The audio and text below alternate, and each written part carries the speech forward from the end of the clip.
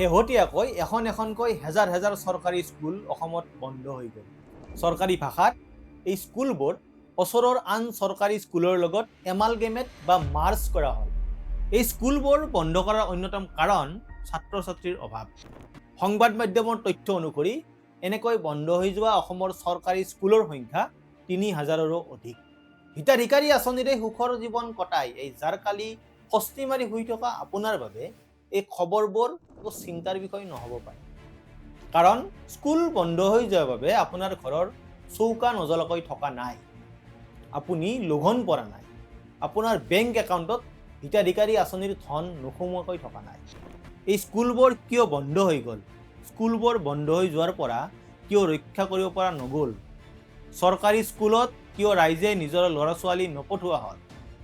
এইবোৰ কথা ভাবিবলৈ এতিয়া আপোনাৰ সময় নাথাকিব পাৰে।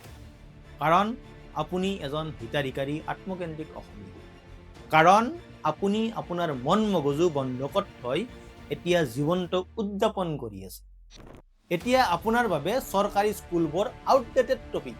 কিন্তু হিতাধিকাৰীৰে ভৰি পৰা এইখন অসমত বন্ধ কৰি দিয়া প্ৰতিখন চৰকাৰী স্কুলৰ লগত হত্যা কৰা হৈছে একোটা সপোনো। এই সপোন আপোনাৰ পূৰ্বপুৰুষে দেখা হ'ব। আপোনাৰ পূৰ্বপুৰুষ আপোনাৰ দৰে শিক্ষিত নাছিল, আপোনাৰ দৰে সাহিত্য লগাই ভাষণৰ ফুলজাৰি মাৰিব পৰা নাছিল, আপোনাৰ দৰে ফৰফৰাই ইংৰাজী ক'ব পৰা নাছিল। আপোনাৰ লগত তুলনা কৰিলে তেওঁলোক আছিল একোটা মস্ত বেকৱাৰ্ড। তেওঁলোকৰ আপোনাৰ নিচিনা বিলাসবহুল জীৱন নাছিল, কিন্তু তেওঁলোকৰ আত্মসন্মান আছিল আৰু আছিল ভৱিষ্যতলৈ জুমি চাব পৰা দূৰদৃষ্টি।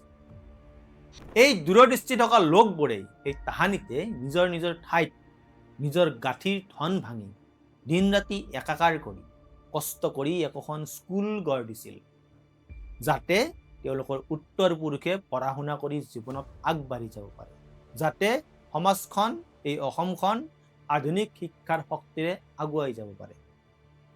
আজিৰ আত্মকেন্দ্ৰিক সমাজখনত এই কথাবোৰ সাধুকথা যেন লাগে, কিন্তু তেনে কিছুমান সাধুকথা যেন লগা কাহিনীয়ে লুকাই আছে আজি অসমত বন্ধ হৈ যোৱা প্ৰতিখন চৰকাৰী বিদ্যালয়ৰ বুকুত। আজি আপুনি যিবোৰ মাটি কোনোবা অনা অসমীয়া বেপাৰীৰ হাতত বেছি ধনী হোৱাৰ সপোন দেখিছে, এই তাহানি আপোনাৰ পূৰ্বপুৰুষে তেনে মাটি বিঘাই বিঘাই দান দি একোখন স্কুল গঢ়ি তুলিছিল। সেই স্বাভিমানী অসমীয়াসকলৰ ত্যাগৰ বাবে এই জাতিটো, অসমীয়া জাতিটো আজি এইখিনি অৱস্থা আহি পাবলৈ সক্ষম হৈছে। আৰু আজি আপোনাৰ মোৰ চকুৰ সন্মুখত এই স্কুলবোৰ এখন এখনকৈ বন্ধ হৈ গ'ল আৰু আমি নিষ্প্ৰিয় হৈ চাই থাকিম।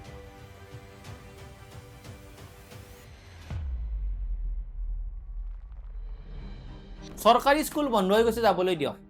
এনেও তথাকথিত ধনী অসমীয়াই নিজৰ ল'ৰা ছোৱালীক এইবোৰ স্কুলত নপঢ়ায়।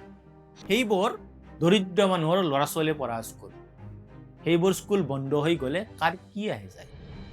কিন্তু মনত ৰাখিব, এই স্কুলবোৰৰ বাবেই এইখন অসমীয়া সমাজ, এইখন অসম ৰাজ্য আহি আহি এই পৰ্যায় পালেহি। এই স্কুলবোৰৰ বাবেই অসমৰ চুকে কোণে আধুনিক শিক্ষাৰ পোহৰ পৰিল, অসমীয়া সমাজখন শিক্ষিত হ'ল। এই স্কুলবোৰত পঢ়িয়েই জকাই চুকৰ অসমীয়া জগত সভালৈ গ'ল, তথাকথিত ধনী মানুহ হ'ল। এই স্কুলবোৰৰ প্ৰতিখন বেৰৰ প্ৰতিটো ইটাত আপোনাৰ পূৰ্বপুৰুষৰ তেজ লাগি আছে, ঘাম লাগি আছে। আজিৰ পৰা কেইটামান দশকৰ আগত কিছুমান স্বাভিমানী অসমীয়াই এপদ এপদকৈ বাঁহ খেৰ গোটাই এই স্কুলবোৰ গঢ়িছিল, টকা ঘটিবলৈ নহয়। সমাজৰ বাবে তেওঁলোকে সেই তাহানি এখন যুঁজ আৰম্ভ কৰিছিল। এই যুঁজ আছিল নিৰক্ষৰতাৰ বিৰুদ্ধে, এই যুঁজ আছিল এন্ধাৰৰ বিৰুদ্ধে পোহৰ বিচৰা এজাক মানুহ। নতুনকৈ স্বাধীনতা পোৱা বা তাৰো আগত পৰাধীন দেশখনত চৰকাৰ বা শিক্ষা বিভাগলৈ বাট নাচাই এইসকল দূৰদৰ্শী অসমীয়াই নিজেই হাতে কামে লাগি গঢ় দিছিল মানৱ সম্পদ গঢ়াৰ এই কমাৰশালখন। তেওঁলোক অশিক্ষিত আছিল, কিন্তু শিক্ষাৰ মূল্য বুজিছিল। তেওঁলোক দৰিদ্ৰ আছিল, অভাৱী আছিল, কিন্তু আত্মকেন্দ্ৰিক নাছিল, যাৰ বাবেই আপোনাৰ অঞ্চলটোত এই তাহানিতে আপোনাৰ পঢ়াৰ বন্দোবস্তি হৈছিল। ৰাইজে পতা এই স্কুলবোৰ প্ৰথম অৱস্থাত বাঁহ খেৰৰ আছিল। বাৰিষা মজিয়াত বৰষুণৰ পানী পৰিছিল, ধুমুহাত ঘৰৰ চালিবোৰ উৰি গৈছিল, কিন্তু ভাগৰি নপৰা ৰাইজে পুনৰ স্কুল ঘৰবোৰ সাজিছিল, আৰু নিৰক্ষৰতাৰ বিৰুদ্ধে যুঁজ দিছিল। সেই সময়ত ৰাইজে পতা এই স্কুলবোৰৰ মজিয়াবোৰ কেঁচা আছিল। সেই কেঁচা মজিয়াত কোনোবা এখন স্কুলত আকৌ ল'ৰা ছোৱালীয়ে মাটিত বস্তা পাৰিও বহিছিল। সেই সময়ত এইবোৰ ৰাইজৰ অনুষ্ঠান আছিল। প্ৰতিটো অঞ্চলৰ প্ৰতিখন ৰাইজে পতা স্কুল সকলোৰে নিজৰ সম্পত্তি আছিল। অভাৱ বহুতো আছিল, কিন্তু এই সকলো প্ৰত্যাহ্বান নেওচি স্কুলবোৰত জ্ঞানৰ অন্বেষণ হৈছিল। এসময়ত এই স্কুলবোৰ চৰকাৰৰ সম্পত্তি হ'ল। কেঁচা বাঁহ খেৰৰ ঘৰৰ ঠাইত ডাঙৰ ডাঙৰ পকী ঘৰ হ'ল। প্ৰতিজন ছাত্ৰ ছাত্ৰীৰ বাবে ডেস্ক বেঞ্চ হ'ল। কিন্তু সৌ সিদিনালৈ ছাত্ৰ ছাত্ৰীয়ে ঠাহ খাই থকা স্কুলবোৰত ল'ৰা ছোৱালী নোহোৱা হ'ল। আৰু এনেদৰেই ৰাইজে নিস্বাৰ্থভাৱে গঢ় দিয়া এই স্কুলবোৰ এখনৰ পিছত এখনকৈ বন্ধ হৈ গ'ল। ইয়াৰ বাবে দায়ী কোন? যদিও আপুনি হিতাধিকাৰী জীৱন কটাই সুখে সন্তোষে আছে, কিন্তু আপোনাৰ পূৰ্বপুৰুষৰ সন্মান ৰক্ষাৰ বাবে এই প্ৰশ্ন আপুনি কৰা উচিত। কাৰ ভুলৰ বাবেই এই স্কুলবোৰত ল'ৰা ছোৱালী নোহোৱা হ'ল? চৰকাৰৰ বাবে, শিক্ষা বিভাগৰ বাবে, শিক্ষকসকলৰ বাবে নে ৰাইজৰ বাবে?